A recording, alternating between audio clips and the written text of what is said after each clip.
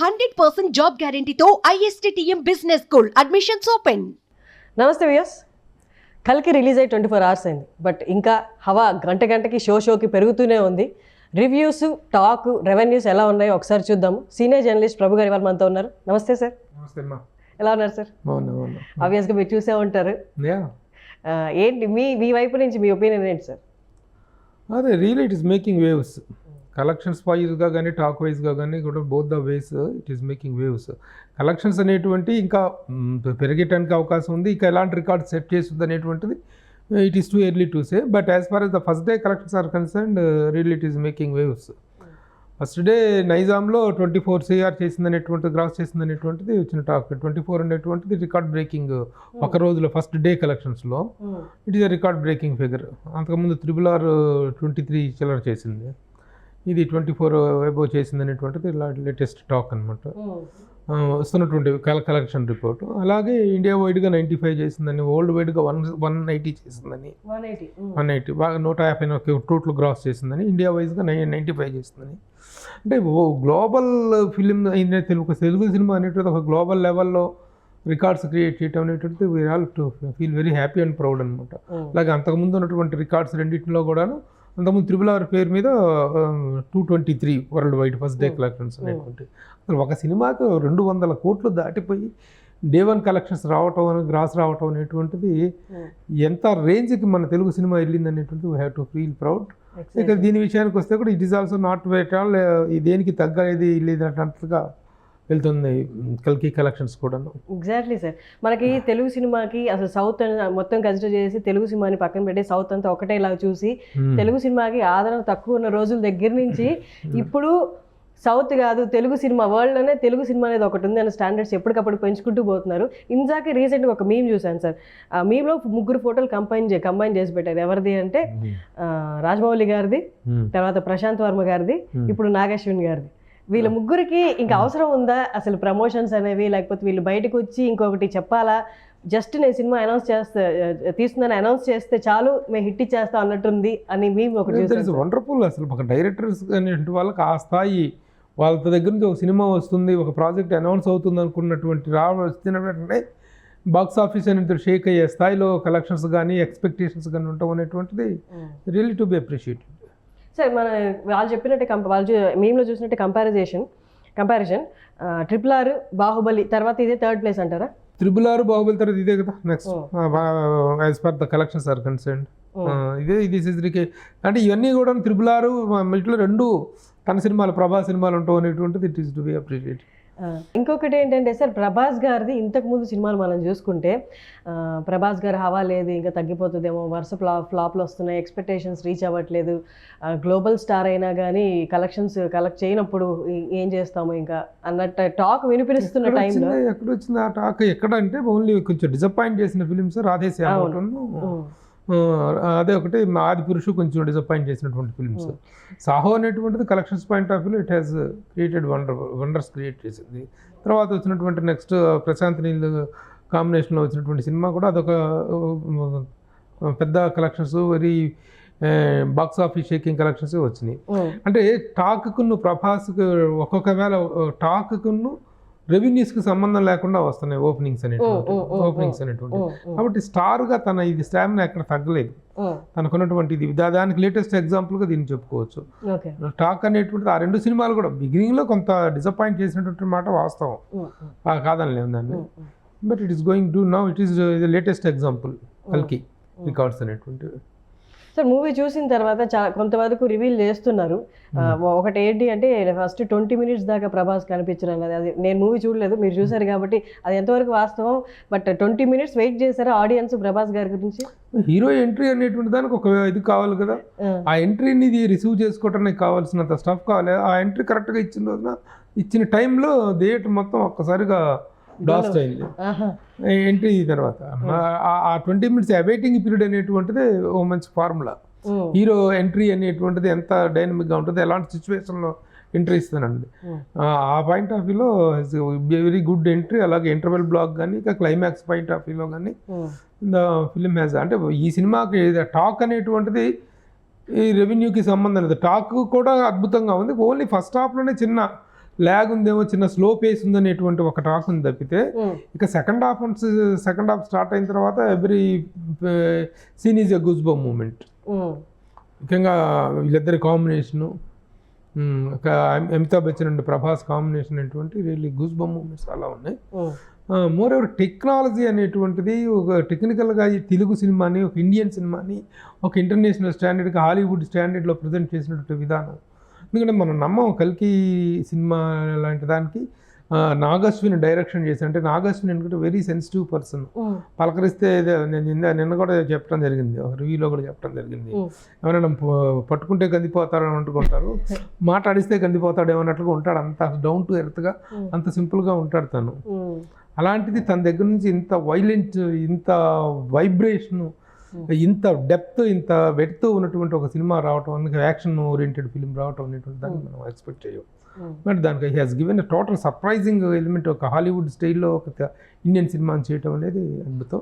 And at the same time we have to also to appreciate the guts of the producers. Sunil Dutt గారు Vyjayanthi movies banner, ఇంకా ఇప్పుడు చేతికి వచ్చినటువంటి ఇద్దరు కుమార్తెలు స్వప్న అండ్ ప్రియాంక, వాళ్ళిద్దరు కూడా they are also very capable girls. The way they are making the films. అంత ముందు మహానటి కానీ, ఆ ఎవడే సుబ్రహ్మణ్యం కానీ, ఈ సినిమాలో సీతారామం కానీ, వీటన్నిటిలో వాళ్ళు చూపిస్తున్నటువంటి ప్రొడక్షన్ వాల్యూస్, ఒక నిర్మాతలకి కేవలం డబ్బులు ఉన్నంత మాత్రాన గుడ్ ఫిలిమ్స్ రావమ్మా. ద టేస్ట్ అనేటువంటిది కావాలి. ఆ టేస్ట్ అనేటువంటిది ఆ తండ్రి దగ్గర నుంచి వచ్చింది. ఇది మామూలుగా తెలుగు సినిమాలని ఒక హై రేంజ్లోకి తీసుకెళ్ళినటువంటి ప్రొడక్షన్ వాల్యూస్ పరంగా సునీల్ గారి పేరు చెప్పుకోలేదు. ఎందుకంటే ఆ బ్యానర్ నుంచి రాని హీరో లేడు, ఆ బ్యానర్ చెయ్యని హీరో లేడు, ఆ బ్యానర్ ఇంట్రడ్యూస్ చేయని హీరో లేరు. మనం ఈరోజు చెప్పుకుంటున్నాం మహేష్ బాబు కానీ, జూనియర్ ఎన్టీఆర్ కానీ, ఇంకా చాలామంది హీరోలు, నారా రోహిత్ తన దగ్గర నుంచి వచ్చాడు, అల్లు అర్జున్ తన దగ్గర నుంచి వచ్చాడు, రామ్ చరణ్, విధంగా ఇంతమందిని ఇంట్రడ్యూస్ చేసిన బ్యానర్ అది. సో ఆ పాయింట్ ఆఫ్ వ్యూలో ఆ సంస్థ తాలూకు మేకింగ్ స్టాండర్డ్స్కి this is a latest example. Exactly sir. Sir being a senior journalist, మీరు చాలామంది డైరెక్టర్లను చూస్తుంటారు, చాలా సినిమా మారడం కూడా చూస్తుంటారు.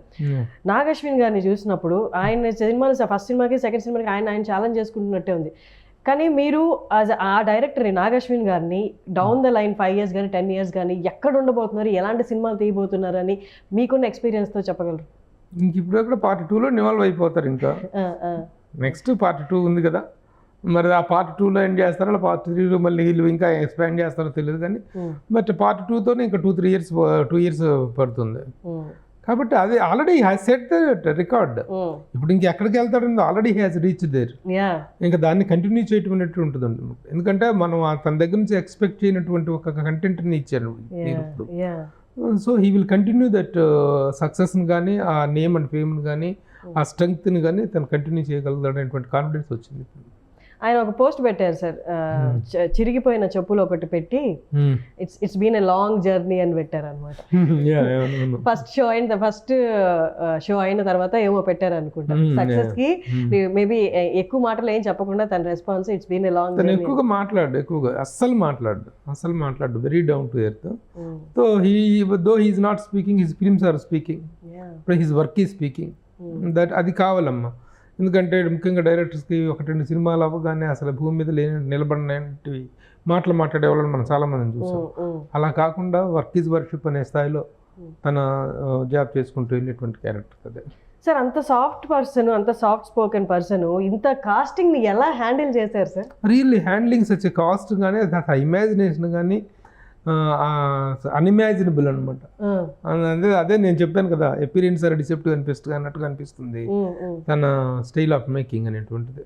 చేశారనుకుంటే అంటే that is called hard work. అందుకే కదా ఇంత టైం పట్టింది. మహానటి ఎప్పుడు వచ్చింది? మహానటి తర్వాత మళ్ళీ ఇంకొక ప్రాజెక్ట్ తను టేకప్ చేయాల్సినటువంటి థర్డ్ ప్రాజెక్టే కదా. అంతే. కాబట్టి అంటే ఇన్ని రోజులు తను తపస్సులోనే ఉన్నాడు, 5లోనే ఉన్నాడు. తను ఒక కాన్సెప్ట్ తీసుకుంటే how best I can present అనేటువంటి తపస్సు అది. సో సైలెంట్గా ఉన్నాడు కాబట్టి ఇలాంటి వైలెంట్ సినిమా తీయడేమో అనుకోవటం కరెక్ట్గా. అండ్ కమల్ హాసన్ గారు, అమితాబ్ బచ్చన్ గారు వీళ్ళని హ్యాండిల్ చేయడం, వాళ్ళ క్యారెక్టరైజేషన్స్, వాళ్ళ ఎంట్రీలు, వాళ్ళ ఎలివేషన్స్ ట్రైలర్లో చూసాం సార్. సినిమా మీరు చూసినప్పుడు నిజంగా ఏమి చెప్పి ఒప్పించాడు వీళ్ళింతమందిని, ఏం చెప్పి ఒప్పించాడు అంటే ఏమి చెప్పడానికి కూడా నిజంగా ఇలాంటి సినిమాలు ఫైనల్ కాపీ వచ్చి చూసుకున్న దాకా కూడా ఒక జడ్జిమెంట్ రాదమ్మా. ఏం చేస్తున్నామో ఏం తీస్తున్న దాని తలపు ఏంటంటే ఆ తీస్తున్న వ్యక్తిలో ఉండే డైరెక్టర్ మస్తిష్కంలో ఉండేటువంటి తప్ప, మస్తిష్కంలో ఉన్న విజువలైజేషన్ తప్ప real I can't explain this is what I'm doing, ఈ ప్లీజ్ కోఆపరేట్ అని కాదు. తనకు అంతకుముందు తీసిన సినిమాల తాలూకు సెన్సిబిలిటీస్ ఏంటో, ఒక డైరెక్టర్లో ఉన్నటువంటి నిజమైనటువంటి డెప్త్ ఏమిటో వీళ్ళు గ్రహించి యాక్సెప్ట్ చేయడం కూడా గొప్ప విషయం. అమితాబ్ బచ్చన్ లాంటి వ్యక్తి ఏం చెబుతున్నావయ్యా, నాకు ఏంది ఇది, ఎక్కడే మహాభారతం, ఎక్కడే 2898, దీనికి కనెక్షన్ ఏంటి, in what way are going to justify the subject, ఎలా చెప్తావు నాకు అని చెప్పి అమితాబ్ బచ్చన్ గారు నిలదీసి నాకు సీన్ టు సీన్ చెప్పు అన్నారనుకో, దిస్ విల్ నాట్ హ్యాపెన్. ఇది నెరేషన్లో చెప్పేది కాదు. అలాగే ప్రభాస్ కనుక ఏంటి బాస్ ఏం చేస్తున్నావు బాస్ అన్నాడు అనుకో, కరెక్ట్గా నాకు చెప్పంటే నో యూ బిలీవ్ మీ. ఆ బిలీఫ్ అనేటువంటిది చాలామంది స్టార్స్, చాలామంది డైరెక్టర్ల మీద పెట్టుకుంటారు. చాలామంది స్టార్స్ ఆ బిలీఫ్తో సక్సెస్ సాధించారు. ఆ బిలీఫ్ కారణంగానే ఎదురు దెబ్బలు తిన్న వాళ్ళు ఉన్నారు. మన లెటెస్ట్ టేక్ నాగార్జునని మనం gateway of new talent, new directors అని చెప్పి అనుకుంటాం. ఎందుకంటే శివ దగ్గర నుంచి ఆయన ఎలాంటి ఎక్స్పెరిమెంట్స్ చేశారో తెలుసు. ఆ ప్రయత్నంలో ఆయనకి ఎన్నెన్నో ఎదురు దెబ్బలు తగిలినాయి, ఎన్నెన్నో గ్రేట్ సక్సెస్లు వచ్చినాయి. అలాగే డైరెక్టర్ని నమ్మటం, ఆ నమ్మిందే ఈ ఫెయిత్ దే కెప్ట్ ఆన్. ఇప్పుడు దీపికా పడుకుని అంటే వాట్ ఏ స్టార్ షీస్, ఎంత రేంజ్ స్టార్. ఆ అమ్మాయి కానీ నా క్యారెక్టర్ ఏంటి, నా గెటప్ ఏంటి, ఆ కడుపు వేసుకొని నేను తిరగటం ఏంటి అన్నదనుకోండి, సినిమా లేదు. ప్రభాస్ కనుక ఏంది బాస్ ఆ కార్లు ఏంది, ఆ గొడవ ఏంది అన్నాడు అనుకోండి, no it is nothing but a blind belief and faith on the capabilities of the director. Kamal Haasan లాంటి స్టార్ త్రూ అవుట్ ద సినిమాలో ఇలా కట్టేసి ఉంటాడు, ఇదే ఉంటుంది ఒక ఆకారం. ఇదేంటి నేను no no no no no అన్నాడు అనుకోండి, చివరిలో లాస్ట్ క్లైమాక్స్లో తీసి ఒక క్లైమాక్స్ షాట్ చూపిస్తున్నప్పుడు అప్పుడు నెక్స్ట్కి లీడ్. ఆ రోజున కట్టప్ప బాహుబలి ఎందుకు పొడిచాడు, నార్మల్ ఎలివేషన్ కాదు కదా, అది నార్మల్ ఎలివేషన్, ఒక అద్భుతమైనటువంటి సస్పెన్స్ పాయింట్ ఆఫ్ వ్యూలో వదిలేసాడు. అలాగే ఇక్కడ కమల్ హాసన్ రివీల్ తోటి సెకండ్ హాఫ్ ఒక అద్భుతమైన లీడ్ ఇచ్చాడు. ఆ లీడ్ ఇచ్చాడు, దాని మీద చేయగలడు. దీంట్లో కమల్ హాసన్ పార్టీ కనిపించింది మనకి. కమల్ హాసన్ తాలూకు ఇమేజ్ ఒక సుప్రీం ఇదిలాగా ఉంటాడు తప్ప దీనికి కనిపిస్తుంది. లాస్ట్లో తన ఇది తీసుకున్న తర్వాత లాస్ట్లో తన విశ్వరూపం కనిపించుద్ది. That is a wonderful. అక్కడ కమల్ హాసన్ కనుక వాట్ బాస్ అన్నాడు అనుకో, so nothing but they have invested, producers they have invested their money, then the actors they have invested their faith. That is how such films are possible. Sir ఫైనల్గా expectations అనేది అందరికీ ఉన్నదే, ఎంత collect చేయబోతుంది అంటారు? ఇక 1000 అనేటువంటిది కామన్ అయిపోయింది. మన ఇప్పుడు ఈ రోజున ఇండియన్ సినిమాలు అనేది, ఈ రేంజ్ సినిమాలు అంటే 1000 అనేటువంటిది కామన్ అయిపోయింది. ఆ తర్వాత టు వాట్ ఎక్స్టెంట్ ఇటు పోతుంది, ఏ రేంజ్కి వెళ్తుంది అనేటువంటిది వెయిట్ చేసి చూడాల్సింది. సరే ఏదేమైనా మాత్రం తెలుగు ఆడియన్స్కి అండ్ వరల్డ్ ఆడియన్స్కి భాషతో సంబంధం లేకుండా వాళ్ళందరికీ బిగ్ చెరిషింగ్ మూమెంటే సార్. ఒక 2.5 hours వాళ్ళు మళ్ళీ ఆదమర్చి, 2.5 కాదు 3 hours 1 second 10 seconds or something. Okay 3 hours film 3 hours of film వాళ్ళు మర్చిపోయి ఒక లోకంలోకి వెళ్ళి ఎంజాయ్ చేసి వస్తారు. సెకండ్ హాఫ్ లోకి వెళ్ళిన తర్వాత కన్నీ గూస్ బంప్ మూమెంట్స్. అది ఈ సినిమాకున్న ఒకటే ఒక చిన్న ఇది డ్రాబ్యాక్ ఏంటి అని అడుగుతున్నారంటే, ఫస్ట్ హాఫ్లో కొంచెం స్లో పేస్ నడిచింది. అది తప్పితే the entire film is a wonder, A visual wonder. ముఖ్యంగా అసలు ఆ సీన్స్ కానీ ఆ బ్యాక్డ్రాప్స్ అద్భుతం. ఇంకా 3 hours అనేది స్టాండర్డ్ అయిపోద్దేమో కదా సార్, మన వాళ్ళు అసలు ఎక్కడ టైంని పట్టించుకోవట్లేదు. అంటే ఈ రేంజ్ సినిమాలు అయినప్పుడు టైం అనేటువంటిది లేదు. ఒకప్పుడు 2 hours సినిమా, ఇప్పుడు మామూలు జనరల్ సినిమాలు అయితే 5లోకి వచ్చేస్తున్నాయి. కానీ ఇలాంటి high rise films, visual wonders అయితే అవును పర్లేదు, మీరు ఎంతసేపు అయినా మేము చూస్తాం. These are the high rise films. ఈ హై రైజ్ ఫిలిమ్స్ అనేటువంటి time is no matter. Exactly. Thank you sir, thank you so much sir. నమస్తే. సుమన్ టీవీలో మీ పర్సనల్ అండ్ బిజినెస్ ప్రమోషన్స్ కోసం కింది నెంబర్కి కాంటాక్ట్ చేయండి.